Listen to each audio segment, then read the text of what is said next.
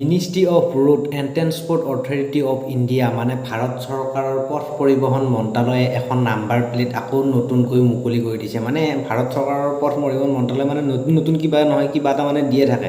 এবাৰ মানে all district all ভাৰতৰ কাৰণে মানে এখন নাম্বাৰ প্লেট বাহিৰ কৰি দিছে। মানে সেই নাম্বাৰ প্লেটত মানে থাকিব মানে BH চিৰিজ মানে কি এই BH চিৰিজ, আৰু যদি আমি BH চিৰিজৰ নাম্বাৰ প্লেট লগাওঁ আমাৰ কি সুবিধা হ'ব আৰু কি অসুবিধা হ'ব আমি চববিলাক এই ভিডিঅ'ত আলোচনা কৰি আছোঁ। ভাৰ্গৱ মিক্সিং ওৱান চেনেলৰ জৰিয়তে সকলোকে মই স্বাগতম জনালোঁ আৰু ভিডিঅ'টো স্কিপ নকৰাকৈ চাই থাকক যে BH নম্বৰৰ পৰা আমাৰ কি সুবিধা হ'ব আৰু কি অসুবিধা হ'ব আৰু কেনেকৈ এপ্লাই কৰিব পাৰিব আৰু কোনবিলাক মানুহে এইটো কাম এপ্লাই কৰিব পাৰিব আৰু কোনবিলাক মানুহে নোৱাৰে।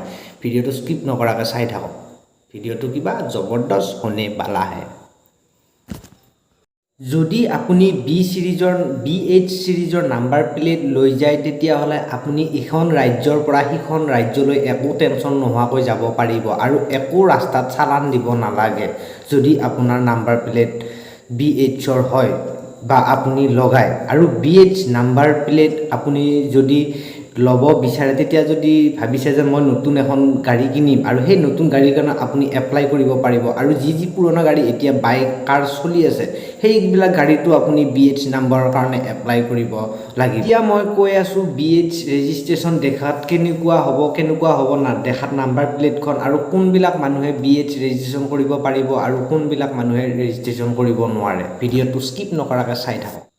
এতিয়া মই গুগল ৱেবছাইটটো অন কৰি লৈছোঁ আৰু ইয়াত লিখি দিছোঁ মই পৰিবহণ PARIVAHAN পৰিবহণ আৰু পৰিবহণ বুলি দিয়াৰ লগে লগে প্ৰথম এইটো য'ত লিংক আছে পৰিবহণ সেৱা বুলি মই ইয়াত ক্লিক কৰি দিছোঁ। দিয়াৰ লগে লগে এনেকুৱা ইণ্টাৰফেচ আহি যাব আৰু নাম্বাৰ প্লেটখন দেখাত এনেকুৱা হ'ব।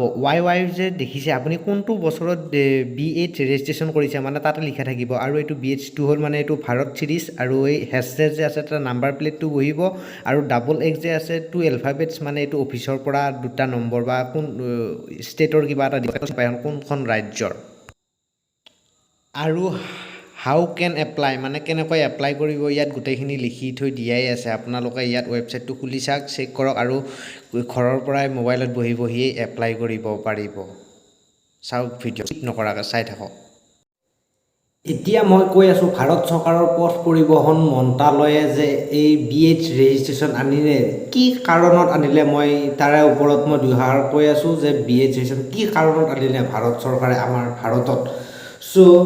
আপোনালোকে চবে জানে যেতিয়া আমি এখন ৰাজ্যৰ পৰা আন এখন ৰাজ্যত যাওঁ তেতিয়া মানে যদি 1 বছৰ পাৰ হৈ যায় 1 বছৰ পাৰ হৈ যোৱাৰ পিছত মানে সেই ৰাজ্যখনৰ ৰেজিষ্ট্ৰেশ্যন কৰিব লাগে। যদি আমি অসমৰ পৰা বিহাৰত গৈছোঁ 1 বছৰ হৈ গ'ল 1 বছৰৰ পিছত মানে বিহাৰৰ ৰেজিষ্ট্ৰেশ্যন কৰিব লাগে, NOC দিব লাগে, RTO দি মানে এইকেইটা কৰি কেনে মানে আৰু ৰেজিষ্ট্ৰেশ্যন তাৰে কৰি ল'ব লাগে। মানে এইটো মানে বহুত দীঘলীয়া প্ৰচেছ আৰু মানে ইমান টাইম নাথাকে যে এটা কামৰ কাৰণে ইমান ঘূৰি থাকিবৰ কাৰণে। সেইটো যদি আপোনালোকে BH ৰেজিষ্ট্ৰেশ্যন কৰি লয় তেতিয়া ইখন ৰাজ্যৰ পৰা আন এখন ৰাজ্যলৈ যিমান দিন থাকে যিমান বছৰ থাকে একো টেক্স দিব নালাগে, একো আন এখন ৰাজ্যৰ ৰেজিষ্ট্ৰেশ্যন কৰিব নালাগে। কোনবিলাক মানুহে BH ৰেজিষ্ট্ৰেশ্যন কৰিব পাৰিব আৰু কোনবিলাক মানুহে BH ৰেজিষ্ট্ৰেশ্যন কৰিব নোৱাৰে। ভিডিঅ'টো স্কিপ নকৰাকৈ চাই থাকক। এইটো সুবিধা এইসকল মানুহৰ কাৰণে হ'ব যিসকল মানুহৰ এখন বগা নাম্বাৰ প্লেট থাকে মানে প্ৰাইভেট নাম্বাৰ প্লেট বুলি কয় আৰু সেইসকলে বাইক হওক বা কাৰ হওক সকলোতে কৰিব পাৰিব। যিসকলে ৰাজ্য চৰকাৰ বা কেন্দ্ৰীয় চৰকাৰৰ পৰা পইচা পায় বা দৰমহা পায় সেইসকলে আবেদন কৰিব পাৰিব BH ৰেজিষ্ট্ৰেশ্যনৰ কাৰণে। আৰু যিসকল ডিফেন্স আছে মানে ডিফেন্সৰ লাইনত থকা আছে পুলিচ আৰ্মিৰ পৰা CRP SSBৰ পৰা যিয়ে নহওক মানে ডিফেন্স বিভাগৰ যিমান আছে সেইবিলাকৰ BH ৰেজিষ্ট্ৰেশ্যন কৰিব পাৰিব। আৰু প্ৰাইভেট কোম্পানীত কাম কৰাবিলাকেও BH ৰেজিষ্ট্ৰেশ্যনৰ কাৰণে এপ্লাই কৰিব পাৰিব। কিন্তু আপোনালোকে যিটো কোম্পানীত কাম কৰে সেই কোম্পানীটোৰ মানে 3খন ৰাজ্যত থকা হ'ব লাগিব। যেনে আমাৰ ইয়াতে মংগলদৈৰ মানে ITC এতিয়া 3খন ৰাজ্যত আছে। ITCত কাম কৰা ল'ৰাবিলাকে পাব ধৰ সেনেকুৱা আৰু মানে সেনেকুৱা যদি সেই কোম্পানীটো 3খন ৰাজ্যত যদি থাকে তেতিয়াহ'লে মানে BH ৰেজিষ্ট্ৰেশ্যনৰ কাৰণে আপুনি এপ্লাই কৰিব পাৰিব, নহ'লে আপুনি এপ্লাই কৰিব নোৱাৰিব। আকৌ যিসকল চৰকাৰী কৰ্মচাৰী আছে BH ৰেজিষ্ট্ৰেশ্যন থাকিলে আপুনি সময়মতে সেইবিলাক ID আপুনি জমা কৰি কেনে আপুনি কৰ দিব লাগিব তাতে। এতিয়া গাড়ী চলালে আমি গভৰ্ণমেণ্টক যেতিয়া আমি কৰ দিব লাগে সেই কৰটো মানে 15 বছৰৰ কাৰণে লয়।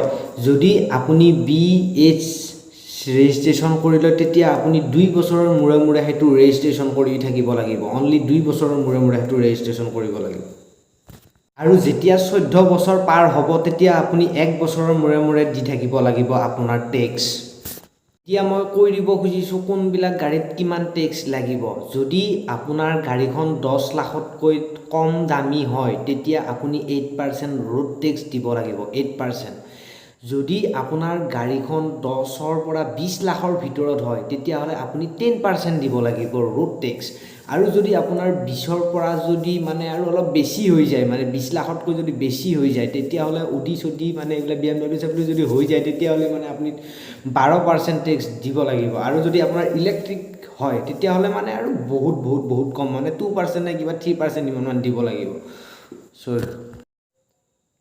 এইখিনিয়ে ভিডিঅ'টো চাইতো হয়তো আপোনালোকে হয়তো ভালে পালে চ' যদি মোৰ ভিডিঅ'টো আপোনালোকে চাই ভাল পালে তেতিয়াহ'লে ছাবস্ক্ৰাইব কৰি দিয়ক কাৰণ আপোনালোকৰ আশীৰ্বাদ আৰু মৰম পালেহে মই আগুৱাই যাব পাৰিম আৰু চ' আপোনালোকে মোক মৰম আৰু আশীৰ্বাদ কৰক চ' এইখিনি আৰু মোৰ আগৰ এটা চেনেল আছিল ভাৰ্গৱ মিক্সিং চেনেল বুলি সেইটো বৰ্তমান চলোৱা নাই আৰু এতিয়া বৰ্তমান মই নতুন এটা চেনেল খুলিছোঁ চবেই মানে সেইটো চেনেলটো ছাবস্ক্ৰাইব কৰি দিয়ক কাৰণ স্পেচিয়েল ভিডিঅ'বিলাক এতিয়া বৰ্তমান মই লৈ আহি থাকিম আৰু মই যিখিনি জানো আপোনালোকক বুজাবলৈ চেষ্টা কৰিম যাতে আপোনালোকৰ সুবিধা হয় শুভৰাত্ৰি